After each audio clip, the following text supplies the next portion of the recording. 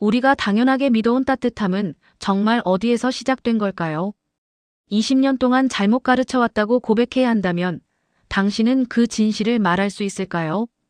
이 이야기는 한 미국 건축 교수가 우연히 발견한 메모 한 장으로 시작됩니다. 사라진 건물, 불리지 않은 이름, 그리고 침묵으로 지켜온 선택들. 바닥 아래에 남아있던 따뜻함을 따라가며 그는 스스로에게 가장 어려운 질문을 던집니다. 끝까지 듣고 나면 우리는 집의 바닥을 다르게 보게 됩니다. 저에게 큰 힘이 되는 구독과 좋아요 꼭 부탁드려요. 저는 알렉스 리드입니다. 미국 시카고에서 건축을 가르치고 있지요. 강의실 문을 열고 들어가는 순간 학생들의 눈이 한꺼번에 저를 향하였습니다. 그 시선이 저는 익숙하고 또 무겁습니다. 제 이름이 붙은 강의는 늘 만석이고 학교는 그걸 자랑으로 씁니다. 저는 바닥 이야기를 합니다. 공기를 데우는 난방이 아니라 바닥에서 열이 은근히 올라오는 방식이라고요. 불은 보이지 않지만 발끝부터 몸이 풀리는 구조이지요. 저는 이걸 레디언트 히팅이라고 부릅니다. 방 한쪽 난로만 뜨거운 게 아니라 방 전체가 고르게 따뜻해지는 방식이라고 설명하였습니다. 근대 건축의 합리적인 기술이라고 저는 20년 가까이 그렇게 말해왔습니다. 그리고 빠지지 않는 이름이 있습니다. 프랭크 로이드 라이트. 미국을 대표하는 건축가, 자연과 집을 한 덩어리처럼 설계한 사람이었습니다. 그의 건물 사진을 띄우면 학생들은 감탄합니다. 저는 그 바닥이 차갑지 않다는 예를 들며 진보라는 단어를 꺼냈습니다. 제 목소리는 단정하고 제 표정은 흔들림이 없었습니다. 그날도 강의 뒤 연구실에서 라이트의 미공개 자료를 정리하고 있었습니다. 종이 냄새가 묻은 메모들 사이에서 얇은 쪽지 하나가 손끝에 걸립니다. 문장은 짧았습니다. 밖은 겨울이고 안은 봄이라는 말이지요. 그런데 그 아래 작게 적힌 단어가 제 숨을 답답하게 하였습니다. 한국의 방. 자선당. 눈이 멈추었습니다. 귀가 멀어지는 느낌입니다. 이 이름은 제 강의 어디에도 없습니다. 교재에도 슬라이드에도 없습니다. 제가 자신있게 말해온 처음이 흔들렸습니다. 사실이든 아니든 이 단어는 제 삶을 건드렸습니다. 말하면 제 강의가 무너질 수 있고 말하지 않으면 제 자리는 지켜집니다. 저는 컴퓨터 화면에 뜬 다음 학기 강의 계획서를 바라보았습니다. 제 이름이 맨 위에 있었습니다. 그 아래로 학생들이 줄줄이 신청해둔 자리들이 보였습니다.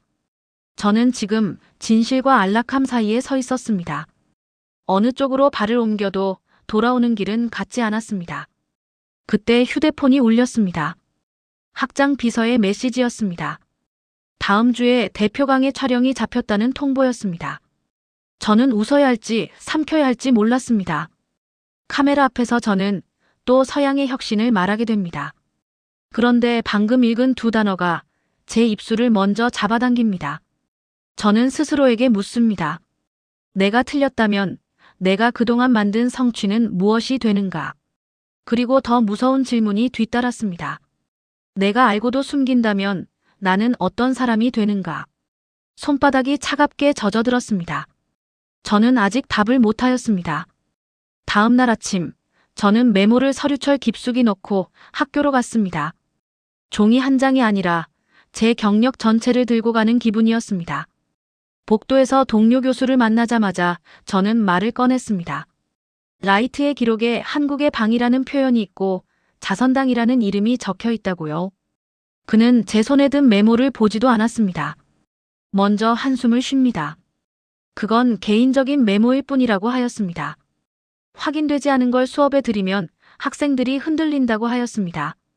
저는 확인해보겠다고 말하지만 그가 끊었습니다. 확인하는 순간부터 문제가 된다고요. 점심시간 또 다른 동료가 제 옆에 앉았습니다. 그는 목소리를 낮추었습니다. 내 강의는 학교의 간판이라고 하였습니다. 내 이름으로 후원도 받고 예산도 움직인다고요. 이제 와서 내가 틀렸다라고 말하면 학교는 널 지켜주지 않을 거라고 하였습니다. 교재를 고치는 일로 끝나지 않고 내가 쌓은 신뢰가 뒤집힌다고요. 사실은 단순합니다. 침묵하면 아무 일도 일어나지 않습니다. 강의는 계속되고 촬영도 진행되고 제 이름은 더 반짝입니다. 학생들은 따뜻한 바닥의 원리를 배우며 졸업합니다.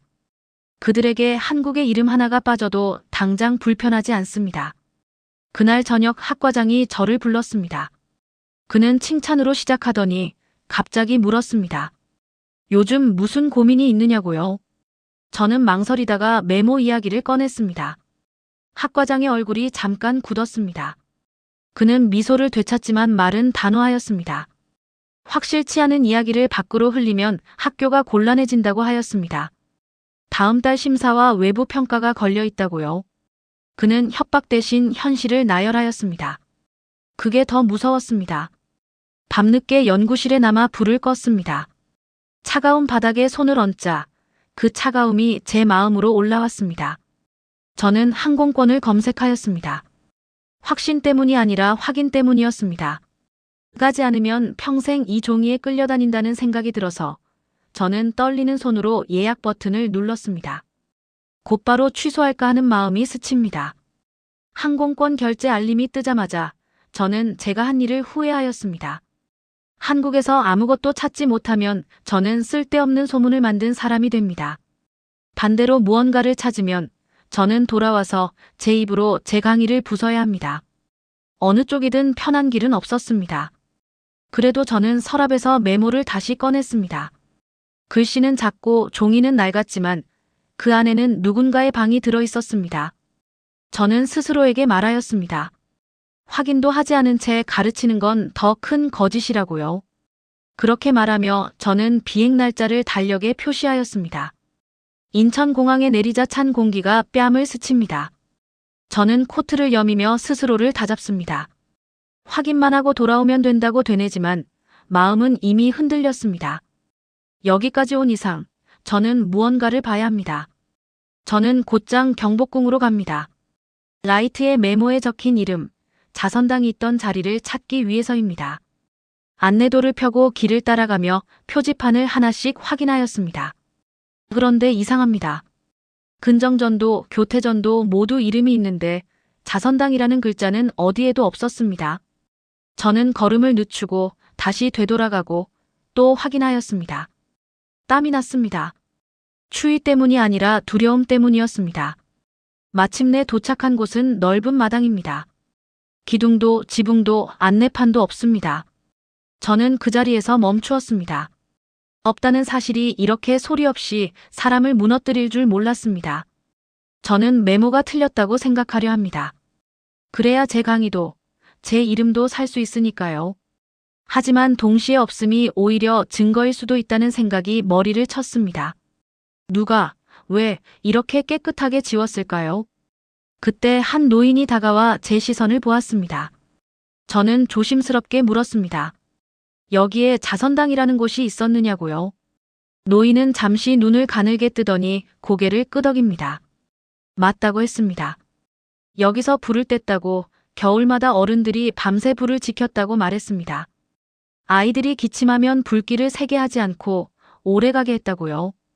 불은 보이지 않게 숨기고 바닥만 따뜻하게 남겼다고 하였습니다. 그 말이 제 가슴을 칩니다. 저는 질문을 준비해왔지만 질문이 의미를 잃었습니다. 이곳은 기술이 아니라 살림이었습니다. 노인은 바닥을 손바닥으로 쓸어내리며 말합니다.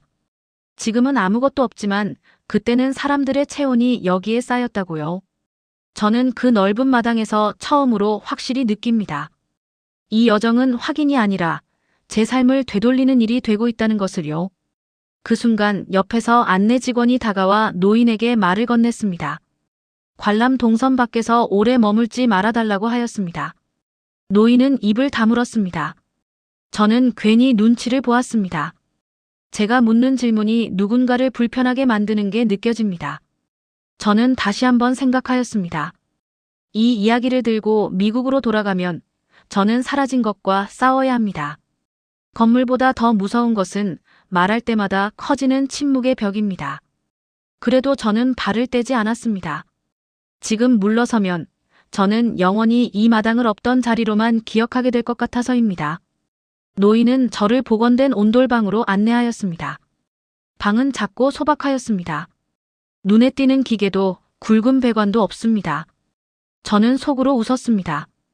이렇게 단순한 방이 제 강의를 흔들 수 있을까 하고요. 저는 아직 설명으로 버티려 하였습니다. 노인은 신발을 벗고 방 안으로 들어갔습니다. 저도 따라 들어가 바닥에 손을 얹었습니다. 놀랍게도 차갑지 않았습니다. 불이 꺼진 지 한참 된 듯한데 바닥은 미지근하게 숨을 쉬고 있었습니다. 저는 머릿속으로 계산을 시작하였습니다. 돌의 두께, 열의 저장, 공기의 흐름. 강의실에서 쓰던 단어들이 자동으로 떠올랐습니다. 저는 이 따뜻함을 다시 기술로 붙잡고 싶었습니다. 노인은 제 시선을 읽은 듯 말합니다. 온돌은 불을 드러내지 않는다고요. 불은 숨기고 열만 남긴다고 하였습니다. 불이 보이면 마음이 먼저 불안해진다고, 그래서 옛사람들은 불을 감췄다고 합니다. 저는 반박할 말을 찾지만 찾지 못하였습니다. 서양의 남방은 뜨거운 곳이 분명합니다. 어디가 열원인지 보여줘야 안심한다고 배워왔습니다. 그런데 이 방은 반대로 보이지 않기에 안심이 되었습니다. 노인은 바닥을 천천히 두드립니다. 한 번 데우면 오래 간다고 하였습니다. 방이 식으면 사람 마음도 같이 식는다고요. 그래서 겨울에는 방부터 살렸다고 하였습니다. 저는 그 문장을 듣는 순간 제 강의가 떠오릅니다. 저는 효율과 성능을 말했지만 마음이 식는다는 말을 한 번도 하지 않았습니다. 제가 가르친 레디언트 히팅은 숫자였습니다. 여기에 온돌은 태도입니다. 빨리 데우는 힘이 아니라 오래 지키는 배려입니다. 저는 인정하기 싫었습니다. 인정하는 순간 제 설명은 가벼워지고 제 자랑은 부끄러워집니다. 하지만 손바닥 아래의 온기는 조용히 남아 제 말을 막았습니다. 저는 처음으로 따뜻함의 이유가 사람일 수 있다는 생각을 피하지 못했습니다. 그날 밤 숙소에서 동료에게 메시지가 왔습니다. 한국은 어떠냐고 사진이라도 보내달라고 합니다.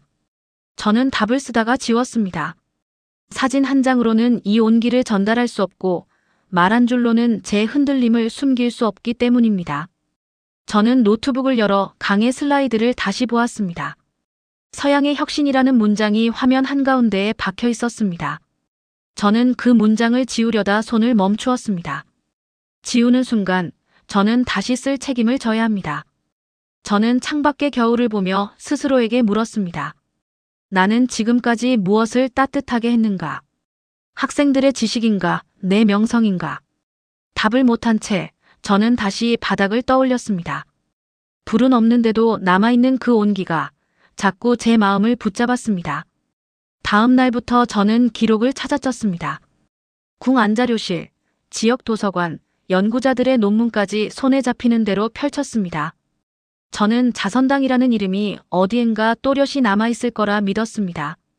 이름만 찾으면 저는 제 강의를 수정할 수 있다고 생각하였습니다. 하지만 시간이 갈수록 저는 수정이 아니라 고백이 필요하다는 쪽으로 밀려갔습니다. 문서에는 건물 배치와 구조가 나오지만 자선당이라는 단어는 쉽게 보이지 않았습니다. 어떤 자료는 아예 그 부분이 비어 있었습니다. 저는 빈칸을 보며 속이 서늘해졌습니다. 이름이 지워졌다는 느낌이 아니라 처음부터 없었던 것처럼 처리된 느낌이었습니다. 누군가 없게 만든 흔적이었습니다. 한 연구자가 조용히 말해주었습니다.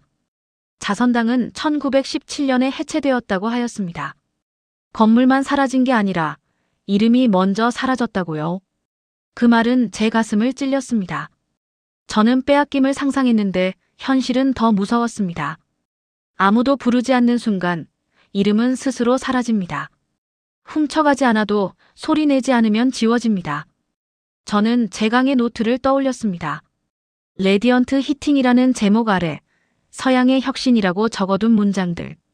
그 어디에도 자선당은 없었습니다. 저는 모르기만 한 게 아니었습니다. 저는 말하지 않기를 선택해온 사람이었습니다. 그 침묵은 제게 상이 되었고 편안함이 되었고 안전이었습니다. 이제는 질문이 바뀝니다. 자선당이 왜 사라졌는가가 아니라 내가 왜 그 이름을 부르지 않았는가입니다. 저는 인정하였습니다. 제 침묵이 누군가의 이름을 더 작게 만들었을 수도 있다는 사실을요. 이름이 사라진 순간 저는 그 자리에 없었지만 그 이후의 침묵에는 분명히 있었습니다. 저는 결국 한 장의 낡은 사진을 찾았습니다. 흐릿한 처마와 마루가 찍힌 흑백 사진이었습니다. 사진 뒷면에는 다른 이름이 적혀 있고 자선당은 없었습니다. 저는 그 사진을 손에 쥔 채 한참 서 있었습니다. 존재는 찍혀 있는데 이름은 달아나 있었습니다. 저는 그때 처음 분노하였습니다. 누가 지웠는지 모르지만 지워진 결과는 분명하였습니다. 연구자는 제 분노를 달래려 하였습니다.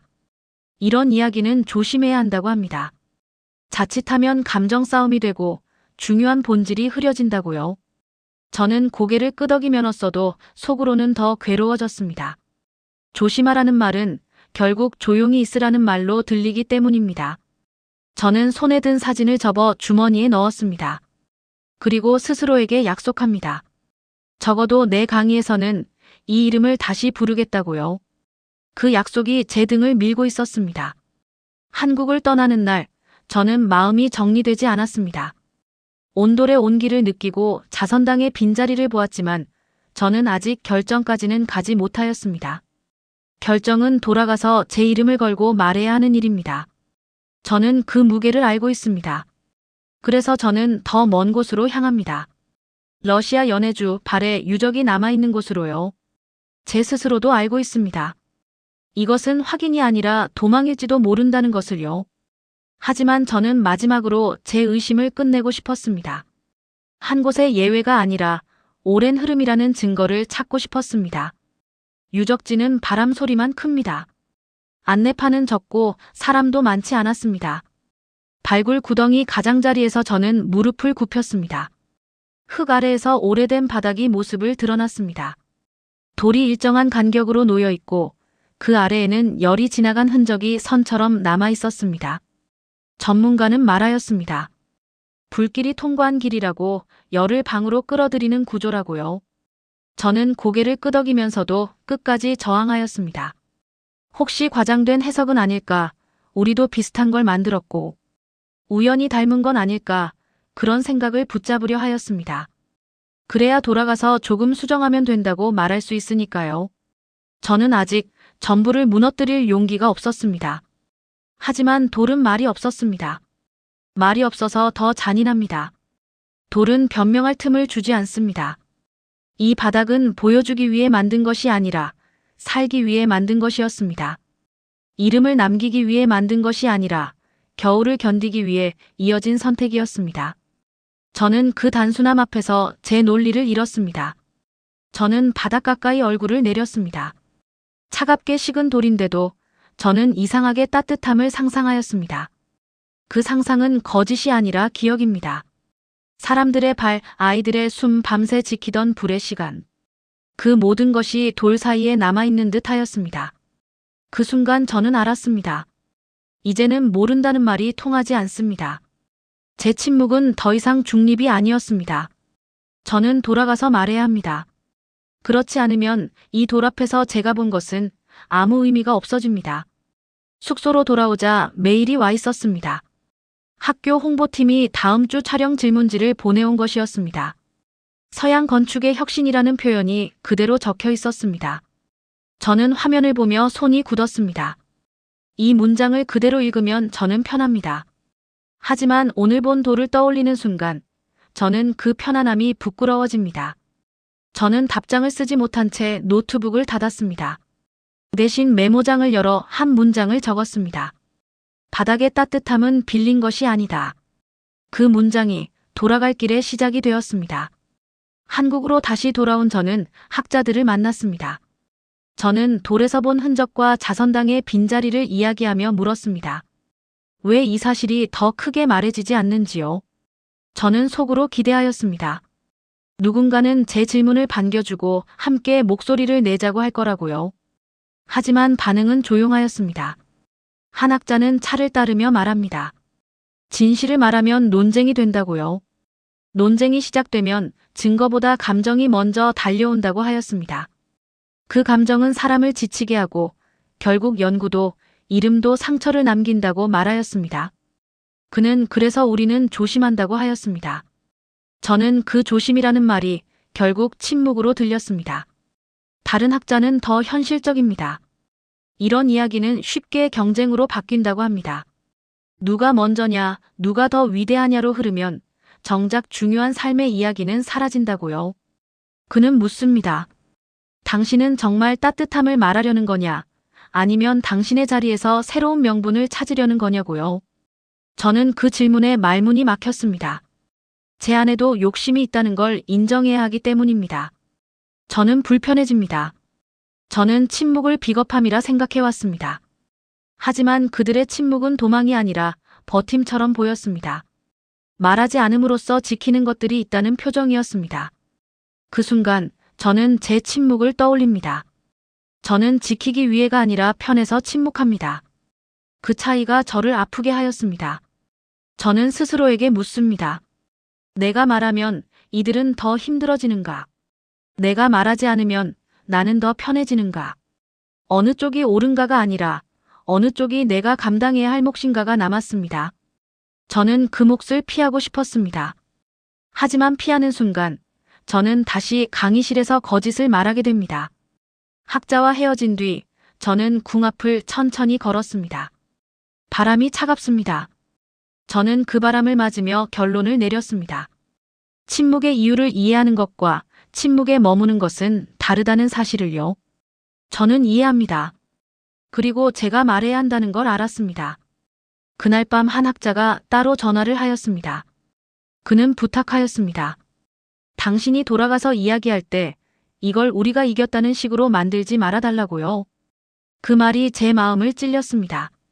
저는 승리가 아니라 빚을 말하고 싶은데 세상은 승리로 번역합니다. 저는 약속하였습니다. 저는 기술을 자랑하지 않겠다고 사람을 남기겠다고요. 전화를 끊고 나서도 서 있었습니다. 말하는 순간부터 이야기는 내 손을 떠난다는 사실이 두려웠습니다.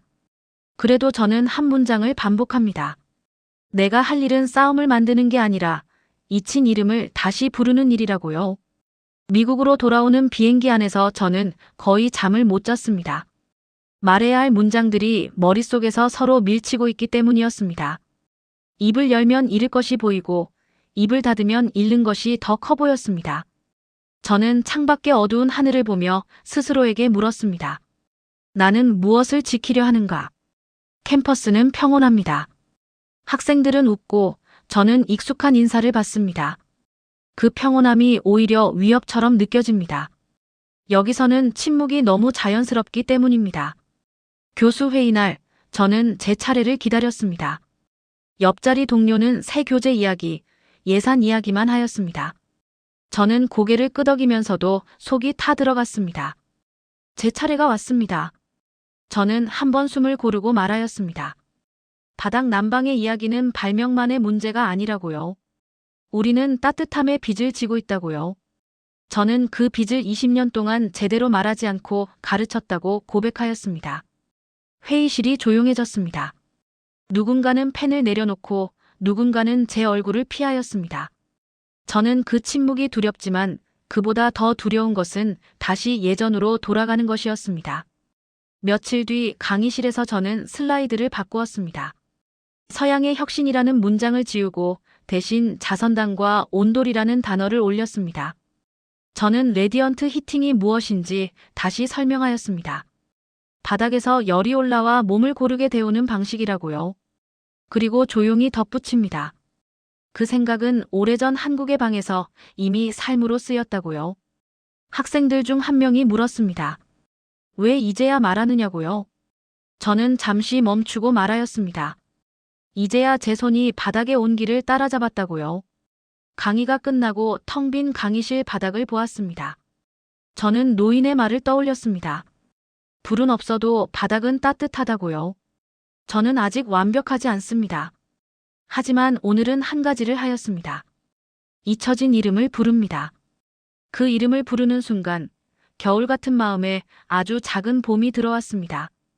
온돌은 기술이 아니라 이름 없는 사람들의 따뜻함이었습니다. 그날 오후 학과장이 저를 불렸습니다. 그는 이런 이야기는 학교를 곤란하게 만들 수 있다고요. 저는 싸움을 만들려는 게 아니라 잘못된 출처를 바로잡으려는 것이라고 답하였습니다. 그는 책임은 내가 져야 한다고 하였습니다. 저는 고개를 끄덕였습니다. 그 말이 무섭지만 더는 뒤로 숨지 않기로 하였습니다. 집으로 돌아오는 길, 저는 발을 천천히 디뎠습니다. 바닥은 차갑지만 따뜻함은 때로 바닥 아래에서 올라온다는 것을 알고 있습니다. 저는 내일도 강의실에서 말합니다. 잊혀진 이름을 부르는 일이 제가 갚아야 할 빚이라고요. 오늘 영상이 도움이 되셨다면 저에게 큰 힘이 되는 구독과 좋아요 꼭 부탁드려요. 다음번에도 더 유익한 이야기로 돌아올게요. 늘 건강하시고 행복하시길 바랍니다.